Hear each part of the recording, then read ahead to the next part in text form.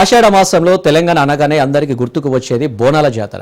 తెలంగాణ ఆచార వ్యవహారాలు, సంస్కృతి సాంప్రదాయాలకు ప్రతీకగా నిలిచే లష్కర్ బోనాలకు ఉజ్జయిని మహంకాళి ఆలయం సర్వాంగ సుందరంగా ముస్తాబైంది. ఇప్పటికే భాగ్యనగరంలో బోనాల ఉత్సవాలు అంగరంగ వైభవంగా జరుగుతున్నాయి. ఇక సికింద్రాబాద్ ఉజ్జయిని మహంకాళి అమ్మవారి బోనాల సంబరం చూడటానికి రెండు కళ్ళు సరిపోవు.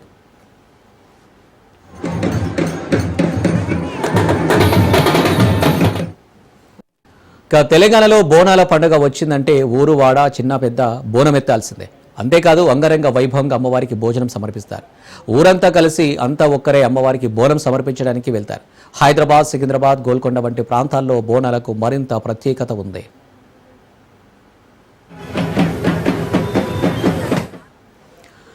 నిజాం కాలంలో లష్కర్ అంటే సైన్యమని అర్థం. అయితే సికింద్రాబాద్ ప్రాంతంలో బ్రిటిష్ రెజిమెంట్ సైన్యాలు కూడా ఉండేవి. అయితే ఇవి పెద్ద ఎత్తున రక్షణ శాఖకు చెందిన క్యాంపులు ప్రస్తుతం కూడా కంటోన్మెంట్ పేరుతో ఉన్నాయి. ఇక ఉజ్జయిని మహంకాళి అమ్మవారి విగ్రహ ప్రతిష్టాపన జరిగిన తర్వాత సికింద్రాబాద్ బోనాలు జరుపుతున్నారు. సికింద్రాబాద్ అంటే లష్కర్ అని కూడా పిలుస్తారు కాబట్టి లష్కర్ బోనాలు అనే పేరు వచ్చింది.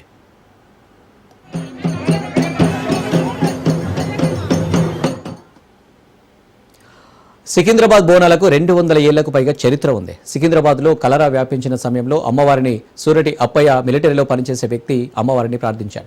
అప్పుడు కలరా రూపు మాసిపోయింది. అప్పటి నుంచి ఎలాంటి ఆటంకం లేకుండా ఈ బోనాలు జరుపుతూ వస్తున్నారు. ఇక ఈ నెల 13, 14వ తేదీల్లో కూడా సికింద్రాబాద్ ఉజ్జయిని మహంకాళి వేడుకలు వైభవంగా జరగనున్నాయి.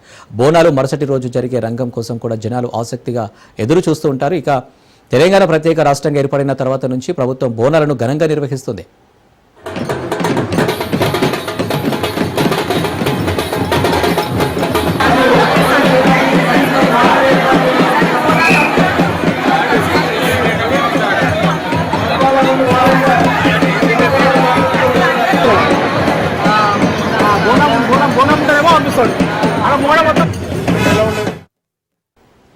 సికింద్రాబాద్ ఉజ్జయిని మహంకాళి బోనాల జాతరకు భక్తులు వేలాది మంది భక్తులు తరలివస్తారు. భక్తుల సౌకర్యం, రాకపోకల నిర్వహణ కోసం హైదరాబాద్ ట్రాఫిక్ పోలీసులు ప్రత్యేక ట్రాఫిక్ ఆంక్షలు జారీ చేశారు.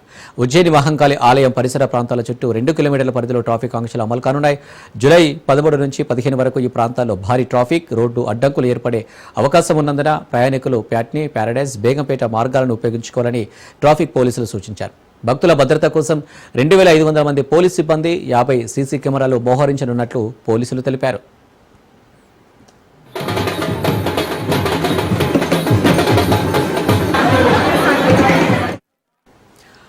శివసత్తులో జోగినిలో జూలై 13 ఆదివారం మధ్యాహ్నం 1 గంట నుంచి 3 గంటల వరకు అమ్మవారిని దర్శించుకునేందుకు అన్ని ఏర్పాట్లు చేశారు.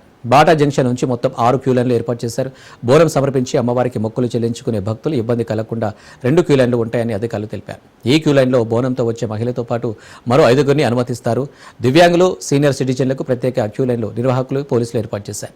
ఆలయ పరిసరాలతో పాటు పలహార బండ్ల ఊరేగింపు జరిగే ప్రాంతాల్లో సీసీ కెమెరాలతో నిఘా కొనసాగుతుందన్నారు.